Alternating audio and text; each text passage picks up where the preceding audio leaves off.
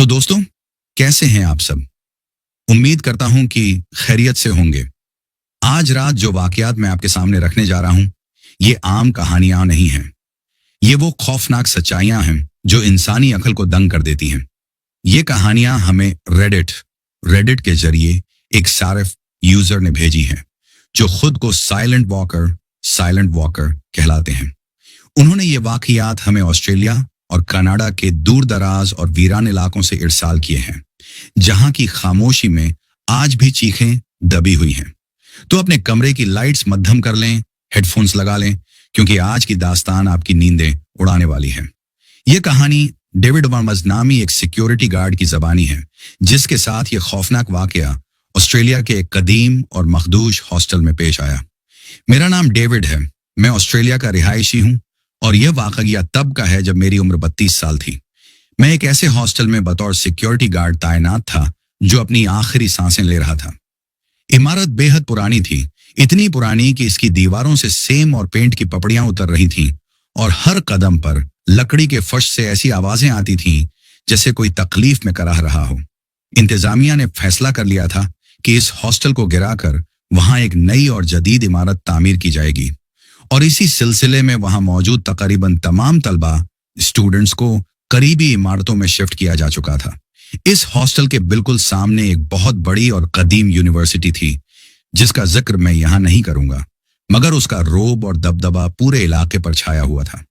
मेरी ड्यूटी इस पुराने खाली होते हुए हॉस्टल में थी, जहां अब सिर्फ सन्नाटा और चंद बाकी रह जाने वाले तलबा का बसेरा था। मुझे वहां ज्वाइन किए हुए सिर्फ एक हफ्ता हुआ था और मुझे मालूम था कि चंद दिनों बाद यह इमारत मलबे का ढेर बन जाएगी, लेकिन किस्मत को शायद कुछ और ही मंजूर था। इस रात मौसम बहुत खराब था। आसमान पर स्याह बादलों का राज था और बारिश थमने का नाम नहीं ले रही थी। बिजली की कड़क और बादलों की गरज ने माहौल को मजीद वहशतनाक बना दिया था। हॉस्टल का बिजली का निजाम, जो पहले ही बोसीदा था, इस तूफान की ताब न ला सका।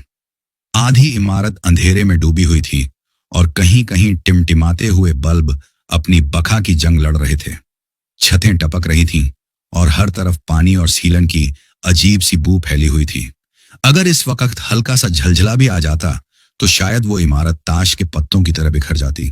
रात के 2 बज रहे थे। मैं अपने छोटे से केबिन में बैठा गर्म चाय की प्याली से दिल बहलाने की कोशिश कर रहा था। बाहर बारिश का शोर इतना ज्यादा था कि अपनी आवाज सुनना भी मुश्किल लग रहा था। अचानक इस शोर क़यामत में मुझे एक ऐसी आवाज सुनाई दी जिसने मेरे रोंगटे खड़े कर दिए। ये चीखने की आवाज थी। 2 लड़कों की चीखें जो हॉस्टल की दूसरी मंजिल से आई थी। वो आवाज इतनी दर्दनाक और खौफजदा कर देने वाली थी कि बादलों की गरज भी इसे दबा न सकी। हालांकि वहां सिर्फ 2 ही स्टूडेंट्स बाकी रह गए थे, जो दूसरी मंजिल के आखिरी कमरों में मुकीम थे और अगले 2-3 दिनों में जाने वाले थे। मैं फौरन चौकन्ना हो गया। चाय का कप वहीं मेज पर छोड़ा, एक हाथ में भारी टॉर्च और दूसरे में अपना डंडा संभाला और केबिन से बाहर निकल आया। बारिश मेरे रेनकोट से टकरा रही थी, लेकिन मेरा ध्यान सिर्फ उन चीखों की तरफ था। मैं तेज कदमों से सीढ़ियों की तरफ बढ़ा। हॉस्टल का वो हिस्सा जहां सीढ़ियां थीं मुकम्मल अंधेरे में डूबा हुआ था। मैंने टॉर्च जलाई। रोशनी की एक लकीर अंधेरे का सीना चीरती हुई ऊपर की तरफ गई। जैसे ही मैं दूसरी मंजिल पर पहुंचा, एक अजीब सी खामोशी ने मेरा इस्तकबाल किया। वो चीखें जो अभी कुछ लम्हे पहले सुनाई दी थीं, अब मादूम हो चुकी थीं। सिर्फ बारिश के बरसने की आवाज थी जो छत पर पड़ रही थी। मैंने हिम्मत मुस्तमा इकट्ठा की और उन आखिरी 2 कमरों की तरफ बढ़ा जहां वो लड़के रहते थे। अभी मैं राहदारी कॉरिडोर के वस्त बीच में ही था कि मुझे दोबारा वही आवाज सुनाई दी, बचाओ बचाओ की मध्यम लेकिन वाजह पुकार। और अजीब बात यह थी कि ज्यों ही वो चीखें उभरी, बाहर आसमान पर बिजली जोर से कड़की, जैसे कुदरत भी इस खौफनाक खेल में शामिल हो। मैं वहीं रुक गया। दिल की धड़कन तेज हो चुकी थी। मैंने खुद को समझाया कि शायद मेरा वहम हो या लड़के कोई मजाक कर रहे हों, लेकिन एक अनजाना खौफ मेरे दिल में बैठ चुका था। मैं उनके कमरों के दरवाजे पर पहुंचा। दरवाजे बंद थे। अंदर से कोई आवाज नहीं आ रही थी। मैंने डंडे से जोर जोर से दरवाजा खटखटाया। हेलो, क्या सब ठीक है अंदर? मैंने ऊंची आवाज में पुकारा। कोई जवाब नहीं आया। मैंने दोबारा दस्तक दी, इस बार मजीद जोर से। दरवाजा खोलो, मैं सिक्योरिटी गार्ड हूं। मगर अंदर सिर्फ खामोशी थी। ऐसा लग रहा था जैसे वहां कोई मौजूद ही न हो। मेरे जहन में कई बसव से आने लगे, क्या वो सो गए हैं या वो यहां हैं ही नहीं। लेकिन इतनी रात गए और इतनी बारिश में वो कहां जा सकते थे। मैंने फैसला किया कि दरवाजा तोड़ने के बजाय नीचे जाकर हेड ऑफिस कॉल करूं और सूरत हाल से आगाह करूं, क्योंकि हमें सख्ती से मना किया गया था कि किसी तालिबे इल्म की प्राइवेसी में दखल न दें जब तक कि हंगामी सूरत हाल वजह न हो। मैं वापस मुड़ा और सीढ़ियों की तरफ जाने लगा। अभी मैंने चंद कदम ही उठाए थे और सीढ़ियों के करीब पहुंचा ही था कि मेरे पीछे से दोबारा वही चीख उभरी। इस बार यह आवाज इतनी करीब और वाजह थी कि मेरा दिल हल्का में आ गया। मैं फौरन पीछे घूमा। जो मंजर मैंने देखा उसने मेरे पैरों तले से जमीन निकाल दी। वो दोनों कमरे जो अभी कुछ लम्हे पहले बंद थे अब चौपट खुले हुए थे। अंधेरे में खुले हुए वो दरवाजे किसी सियाह गार के दहाने लग रहे थे। मैं हैरत और खौफ के मिले जुले जज्बात के साथ भागता हुआ वापस उन कमरों की तरफ गया। मैंने टॉर्च की रोशनी अंदर फेंकी। कमरे खाली थे, लेकिन वहां का मंजर बहुत अजीब था। सामान बिखरा हुआ था जैसे किसी ने शदीद गौस से या जल्दी में तलाशी ली हो। किताबें, कपड़े, बेडशीट्स सब जमीन पर इधर उधर पड़े थे। फर्श पर मिट्टी के निशानात और अजीब सी गंदगी थी। कमरों से एक नागवार बू आ रही थी, जैसे वहां कोई जानवर मर गया हो। मैंने बाथरूम्स चेक किए, वो भी इसी तरह गंदे और खाली थे। वहां एक पल रुकना भी मुहाल हो रहा था। मेरे जहन में यह ख्याल आया कि शायद ये लड़के मेरे साथ कोई भद्दा मजाक कर रहे हैं और कहीं छुप गए हैं। लेकिन फिर वो बू किसी मजाक का हिस्सा नहीं हो सकती थी। मैं खौफजदा होकर वापस भागा। मैं राहदारी से गुजरता हुआ सीढ़ियों की तरफ जा रहा था कि अचानक मेरी नजर बालकनी की तरफ गई। वहां वो खड़े थे, दोनों लड़के, हॉस्टल की रीलिंग के उस हिस्से पर जहां अंधेरा सबसे ज्यादा गहरा था। वो दोनों बिल्कुल साकित खड़े थे, लेकिन उनका अंदाज नॉर्मल नहीं था। वो रीलिंग के ऊपर झुके हुए थे, उनके हाथ नीचे लटक रहे थे और सर ऐसे झुका हुआ था जैसे वो नीचे छलांग लगाने के लिए तैयार हों। अरे तुम लोग वहां क्या कर रहे हो? पीछे हटो! मैं चिल्लाया, लेकिन उन्होंने कोई हरकत नहीं की। वो बुत बने खड़े रहे। बारिश उनके जिस्मों को भिगो रही थी, लेकिन उन्हें कोई परवाह नहीं थी। मेरा खौफ अब वहशत में बदल रहा था। मैं समझ नहीं पा रहा था कि क्या करूं। मैं तेजी से नीचे की तरफ भागा ताकि केबिन से फोन कर सकूं। नीचे पहुंचकर मैंने कांपते हाथों से रिसीवर उठाया और हेड ऑफिस का नंबर मिलाने लगा, लेकिन लाइन डेड थी। शायद तूफान की वजह से फोन लाइंस बैठ चुकी थीं। मैंने बेबसी से रिसीवर पटखा और केबिन से बाहर निकला। मेरी नजर ऊपर बालकनी की तरफ उठी। वो अब भी वहीं थे, उसी तरह लटके हुए। उनके आधे जिस्म रीलिंग से बाहर थे और आधे अंदर। ऐसा लग रहा था कि वो हवा में तैर रहे हैं। मेरा दिल कह रहा था कि कुछ बहुत बुरा होने वाला है। मैंने हिम्मत की और दोबारा ऊपर जाने का फैसला किया। मैं उन्हें बचाना चाहता था, या शायद खुद को तसल्ली देना चाहता था कि ये सब मेरी आंखों का धोखा है। मैं दोबारा दूसरी मंजिल पर पहुंचा। राहदारी में पानी की बूंदें टपक रही थीं और फर्श फिसलन वाला हो चुका था। मैं टॉर्च की रोशनी उन पर डालते हुए आहिस्ता आहिस्ता उनकी तरफ बढ़ा। वो मुझसे काफी दूर राहदारी के दूसरे सिरे पर थे। देखो लड़कों, ये मजाक अब बंद करो और अंदर आ जाओ, मैंने पुकारा, लेकिन कोई जवाब नहीं। मैं उनके करीब पहुंच गया। अब मैं उनसे सिर्फ 2-3 मीटर के फासले पर था। बारिश की बौछार बालकनी के अंदर आ रही थी। मैं एक कदम और आगे बढ़ा। अचानक मेरा पांव फर्श पर फैले हुए पानी पर पड़ा और मैं बुरी तरह फिसल गया। धड़ाम मैं गिर पड़ा और मेरी टॉर्च हाथ से छूटकर दूर जा गिरी। लेकिन गिरते हुए मेरी नजर उन दोनों पर पड़ी। जैसे ही मैं गिरा, वो दोनों भी गिरे। रीलिंग से नहीं, बल्कि वहीं फर्श पर, जैसे किसी ने उनकी डोरियां काट दी हों। मैं दर्द से कराहता हुआ उठा और टॉर्च उठाकर उनकी तरफ लपका। वो दोनों फर्श पर औंधे मुंह पड़े थे। उनके जिस्म बारिश के पानी में भीग रहे थे। मैंने घबराकर उनमें से एक को सीधा किया। उसका चेहरा देखकर मेरी चीख निकल गई। यहां पहले हिस्से का इख्तिताम होता है। कहानी का सस्पेंस अभी बाकी है। मैंने जिस लड़के को सीधा किया था, उसका चेहरा नीला पड़ चुका था। आंखें खुली हुई थीं, लेकिन उनमें जिंदगी की कोई रमक नहीं थी। वो पथरा चुकी थी। मुंह से झाग निकल रही थी और जिस्म बर्फ की तरह ठंडा था। मैंने दूसरे लड़के को हिलाया, वो भी बेजान था। मैंने कपकपाते हाथों से उनकी नब्ज चेक करने की कोशिश की, लेकिन वहां खामोशी थी। दिल की धड़कन रुक चुकी थी। वो दोनों मर चुके थे। इस लम्हे मुझ पर जो खौफ तारी हुआ उसे अल्फाज में बयान करना नामुमकिन है। मैं 1 इंच भी हिलने के काबिल नहीं रहा था। मेरे सामने 2 लाशें पड़ी थीं, जिन्हें मैंने अभी कुछ लम्हे पहले बालकनी पर लटकते हुए देखा था। क्या मैंने उन्हें गिरते हुए देखा था, या वो पहले ही मर चुके थे? मेरा दिमाग सुन्न हो चुका था। मैं वहां 1 सेकंड भी मजीद नहीं रुक सकता था। मैं लड़खड़ाते कदमों से उठा और वापस सीढ़ियों की तरफ भागा। मेरी टांगें मेरा साथ नहीं दे रही थीं। कई बार मैं गिरते गिरते बचा। मैंने सीधा यूनिवर्सिटी के मेन गेट की तरफ दौड़ लगा दी, जहां दूसरे सिक्योरिटी गार्ड्स मौजूद थे। मैं बारिश में भीगता हुआ, हाँफता हुआ उनके पास पहुंचा। वहां वहां 2 लड़के, वो मर गए हैं, मैं बमुश्किल बोल पाया। मेरे साथी गार्ड्स ने मुझे संभाला और फौरन सूरत हाल की संगीनी को समझते हुए मैनेजमेंट को इत्तला दी। कुछ ही देर में एम्बुलेंस और पुलिस को कॉल कर दी गई। मैं और 2 और गार्ड्स टॉर्चन लेकर वापस उस पुराने हॉस्टल की तरफ भागे। जब हम दूसरी मंजिल पर उस जगह पहुंचे जहां मैंने लाशें देखी थीं, तो वहां का मंजर देखकर मेरा दिमाग घूम गया। वहां कोई नहीं था, फर्श खाली था, सिर्फ पानी के गड्ढे थे और बारिश की बौछार। लाशें गायब थीं। डेविड, तुमने कहा था वो यहां पड़े थे? एक गार्ड ने शक भरी नजरों से मुझे देखा। कसम खाता हूं, मैंने अपने हाथों से उन्हें छुआ था। वो यहीं थे, बिल्कुल यहीं। मैं चीख पड़ा। मुझे अपनी जहनी हालत पर शक होने लगा। क्या ये सब मेरा वहम था? लेकिन वो ठंडक, वो पत्थराई हुई आंखें, वो सब इतना हकीकी था। हमने उनके कमरों की तलाशी ली। कमरे उसी तरह बिखरे हुए और बदबूदार थे, लेकिन लड़के वहां नहीं थे।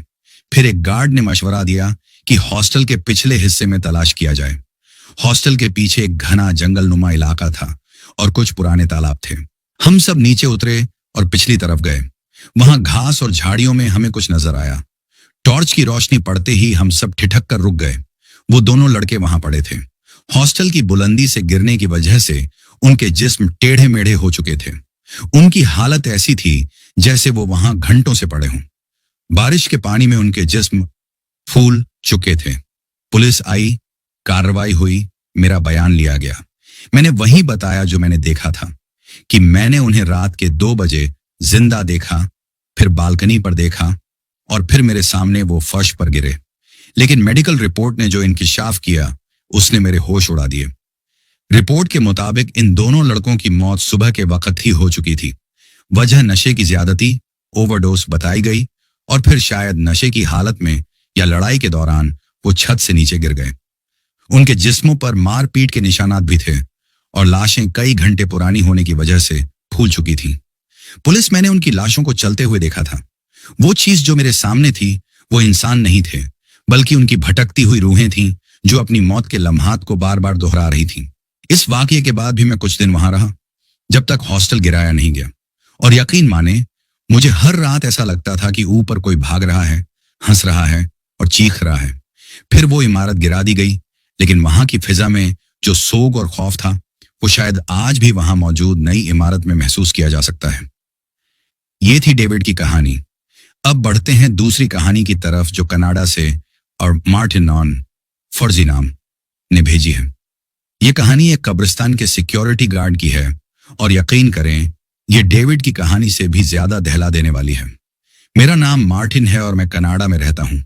मैंने अपनी जिंदगी में कई नौकरियां की, लेकिन कब्रिस्तान की सिक्योरिटी गार्ड वाली नौकरी मेरे लिए सबसे खौफनाक तजुर्बा साबित हुई। यह कब्रिस्तान एक बहुत पुराने चर्च के अकब पीछे में 2023 वाक़ था, लेकिन चर्च और कब्रिस्तान की चारदीवारी अलग अलग थी। मेरा काम रात के वक्त यह यकीनी बनाना था कि कोई नशा करने वाला या शरारती अंसुर कब्रिस्तान में दाखिल ना हो और कब्रों की बेहुरमती ना करे।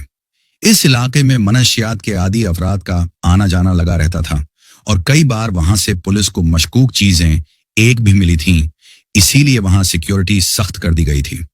मैंने एक रिटायर होने वाले बुजुर्ग गार्ड की जगह ली थी।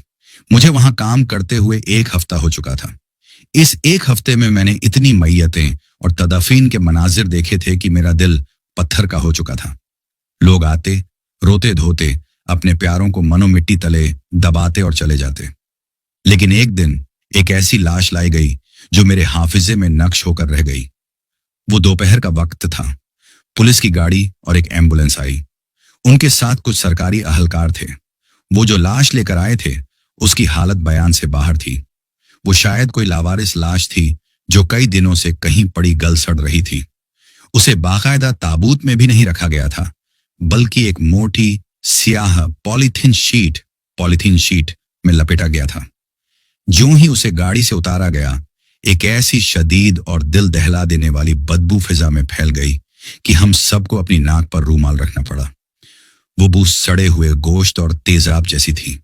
ऐसा लग रहा था जैसे इस लाश को किसी बीमारी ने अंदर ही अंदर खा लिया है।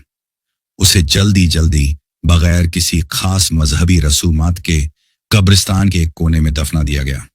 वो लोग उसे मिट्टी देकर फौरन चले गए, जैसे वो इस बोझ से जल्द छुटकारा पाना चाहते हों।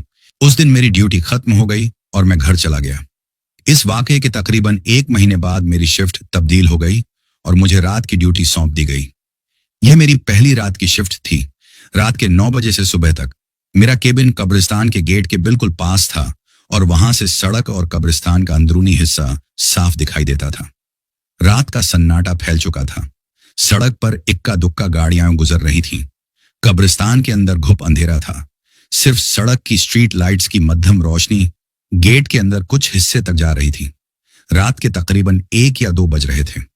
मेरी आंखों से नींद कोसों दूर थी। मैं अपने केबिन से बाहर निकला और सिगरेट सुलगाकर टहलने लगा। हवा में खुनकी थी और माहौल पुरसुकून था। लेकिन फिर अचानक फिजा तब्दील हो गई। मैं सिगरेट पी रहा था कि मुझे एक मध्यम सी बदबू महसूस हुई। पहले मुझे लगा शायद करीब कोई कचरा पड़ा है या कोई जानवर मर गया है, लेकिन वो बदबू लम्हा बलम्हा तेज होती जा रही थी। और फिर मेरे जहन में एक धमाका हुआ। ये वही बदबू थी, हूबहू वही सड़े हुए गोश्त और बीमारी की बू जो उस दिन उस लावारिस लाश से आ रही थी जिसे पुलिस वालों ने 1 महीना पहले दफनाया था। मेरा दिल जोर से धड़का। ये बदबू यहां कैसे आ सकती है? वो तो जमीन के नीचे दफन है। मैंने इधर उधर देखा। बदबू का मंबा कब्रिस्तान के अंदर से मालूम हो रहा था। मैंने अपनी टॉर्च उठाई और गेट के सलाखों के बीच से अंदर रोशनी डाली। टॉर्च की शुआ कब्रों के कदमों पर पड़ती हुई आगे बढ़ी और फिर मेरी रोशनी एक जगह जाकर रुक गई। वो कब्र, वही कब्र जहां उस बदबूदार लाश को दफनाया गया था, वहां कोई बैठा था। दूसरे हिस्से का इख्तिताम तीसरा हिस्सा मार्टिन के साथ पेश आने वाले हौलनाक वाकये पर मबनी होगा। मेरी टॉर्च की रोशनी लरजते हुए उस साए पर मरकूज थी। वो कोई आम इंसान नहीं लग रहा था। वो कब्र के कच्चे हिस्से पर इस तरह बैठा था जैसे जमीन से उगाया हो। उसका आधा जिस्म कब्र की मिट्टी पर था और आधा बाहर। अंधेरे और फासिले की वजह से मुझे वाजह कुछ नजर नहीं आ रहा था, बस एक सफेद सा हयूला था। मैंने ऊंची आवाज में पुकारा, कौन है वहां? कब्रिस्तान बंद है, बाहर आ जाओ। मेरी आवाज कब्रिस्तान के सन्नाटे में गूंजी, लेकिन उस साए ने कोई हरकत नहीं की। वो वैसे ही झुका हुआ बैठा रहा। मेरे जहन में पहला ख्याल यही आया कि शायद कोई नशा करने वाला शख्स दीवार फांद कर अंदर आ गया है और अब नशे की हालत में वहीं गिर गया है। ये सोचकर मुझे थोड़ा गुस्सा भी आया और अपनी जिम्मेदारी का एहसास भी हुआ। मैंने जेब से चाबी निकाली और कब्रिस्तान का आहानी गेट खोला। गेट के कब्जों ने एक चिड़चिड़ाहट की आवाज निकाली जो रात की खामोशी में बहुत नागवार लगी। मैं अंदर दाखिल हुआ। अंदर दाखिल होते ही सर्दी की शिद्दत में अचानक इजाफा हो गया, जैसे मैं किसी फ्रीजर में आ गया हूं। और वो बदबू, वो अब इतनी शदीद हो चुकी थी कि मेरा दम घुटने लगा। मुझे उल्टी आने को थी, लेकिन मैंने मुंह पर हाथ रखा और आगे बढ़ा। मेरी टॉर्च उस वजूद पर जमी हुई थी। मैं आहिस्ता आहिस्ता उसकी तरफ बढ़ रहा था। मैं आखिरी बार कह रहा हूं, खड़े हो जाओ, मैंने वार्निंग दी। जैसे जैसे मैं करीब गया, हकीकत मुझ पर आश्कार होने लगी। वो कोई जिंदा इंसान नहीं था। उसने कोई आम कपड़े नहीं पहने हुए थे। वो पट्टियों में लिपटा हुआ था, मैली पीली और खून आलूद पट्टियां, जगह जगह से उधड़ी हुई, जिनके नीचे से स्याह गोश्त झलक रहा था। यह हूबहू वही हुलिया था जैसा फिल्मों में ममीज का दिखाया जाता है, लेकिन यह फिल्म नहीं थी, यह हकीकत थी। वो पट्टियां ताजा मिट्टी से लथपथ थीं। अब मैं उससे सिर्फ चंद फुट के फसिले पर था। मेरे कदम मन भर के हो चुके थे। मेरा दिमाग कह रहा था कि भागो, लेकिन जिस्म जैसे जम गया था। वो वजूद मेरी तरफ पीठ किए बैठा था, हल्के हल्के हिल रहा था, जैसे कोई इबादत कर रहा हो या रो रहा हो। मैंने कांपते हुए हाथ से अपना डंडा आगे बढ़ाया और उसके कंधे को छूने की कोशिश की। तुम कौन हो? मेरी आवाज गले में ही अटक गई। जैसे ही मेरे डंडे ने उसे छुआ, वो एक झटके से मेरी तरफ घूमा। मैं वो चेहरा कभी नहीं भूल सकता। उसका चेहरा आधा गला हुआ था, जिल्द लटक रही थी और जहां आंखें होनी चाहिए थीं, वहां सिर्फ गहरे स्याह गड्ढे थे जिनमें सफेद रंग का माद्दा तैर रहा था। मुंह खुला हुआ था जैसे वो मुस्तकिल चीख रहा हो, लेकिन आवाज नहीं निकल रही थी। उसने अचानक एक जोरदार और हौलनाक चीख मारी। वो चीख इंसानी नहीं थी। वो ऐसी आवाज थी जैसे हजारों बिल्लियां एक साथ रो रही हों। उसके मुंह से वही गलीज बदबू का एक भभका निकला जो सीधा मेरे चेहरे से टकराया। मेरी टॉर्च मेरे हाथ से छूटकर गिर पड़ी। मैं अपनी जान बचाने के लिए पीछे मुड़ा और अंधाधुंध गेट की तरफ भागा। मुझे अपने पीछे भारी कदमों की आवाजें सुनाई दे रही थीं, जैसे वो मेरे पीछे भाग रहा हो। गीले पत्तों और सूखी टहनियों के टूटने की आवाजें मेरे कानों के बिल्कुल करीब थीं। मैं गेट तक पहुंचा। मैं बाहर निकलने ही वाला था कि अचानक लोहे का वो भारी गेट एक जोरदार धमाके से मेरे मुंह पर बंद हो गया। ढम! हवा का कोई नामो निशान नहीं था। फिर ये गेट खुद कैसे बंद हुआ? मैंने पूरी जान लगाकर गेट को धक्का दिया। वो खुल गया और मैं लड़खड़ाता हुआ सड़क पर जा गिरा। मैंने पीछे मुड़कर देखने की हिम्मत नहीं की। मैं सड़क के किनारे फुटपाथ पर भागा और तब तक भागता रहा जब तक मैं स्ट्रीट 10 लाइट्स की तेज रोशनी में नहीं आ गया। वहां पहुंचकर मैं सड़क पर गिर गया। मेरा सीना धौंकने की तरह चल रहा था। मैंने दूर से अपने केबिन की तरफ देखा। वहां एक अजीब तमाशा हो रहा था। मेरे केबिन की लाइट्स तेजी से जल बुझ रही थीं और कब्रिस्तान का वो गेट जिसे मैं खुला छोड़ आया था, वो बार बार खुल रहा था और जोर से बंद हो रहा था। धड़ाम, धड़ाम, धड़ाम। हालांकि वहां कोई नहीं था। वो मंजर देखकर मेरा खून खुश्क हो गया। मुझे यकीन हो गया कि अगर मैं वहां मजीद 1 मिनट भी रुकता तो आज मेरी लाश भी वहीं कहीं पड़ी होती।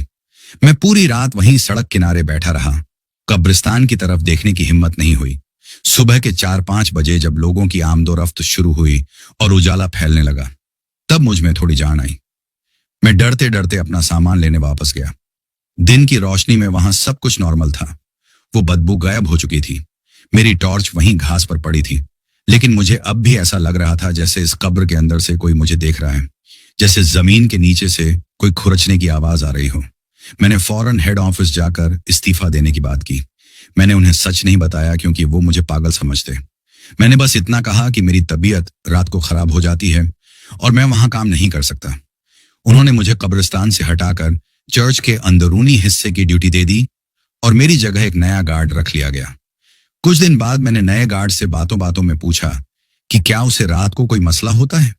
उसने जवाब दिया, कोई खास नहीं, बस कभी कभी रात को एक अजीब सी सड़े हुए गोश्त की बदबू आती है और अक्सर केबिन की लाइट्स खुद ब खुद जलती बुझती हैं। शायद वायरिंग का मसला है। मैंने उसे कुछ नहीं कहा। मैं खामोश रहा। मैं नहीं चाहता था कि वो खौफजदा हो, या शायद मैं खुद इस वाकये को दोबारा याद नहीं करना चाहता था। लेकिन मैं जानता था कि वो वायरिंग का मसला नहीं है। वो उस मुर्दे की बेचैनी है जिसे सुकून नहीं मिला और वो आज भी रात के अंधेरे में अपनी कब्र पर बैठकर किसी का इंतजार करता है। तो दोस्तों, ये थी वो 2 सच्ची कहानियां जो साबित करती हैं कि हमारे इर्द गिर्द एक ऐसी दुनिया भी आबाद है जिसे हम देख नहीं सकते, लेकिन वो हमें देख रही होती है। उम्मीद है आपको आज की यह वीडियो और मेरा अंदाज़े बयान पसंद आया होगा। अगर आपके पास भी ऐसी कोई कहानी है तो मुझे जरूर भेजें। अगली बार फिर मिलेंगे किसी नई और खौफनाक दास्तान के साथ।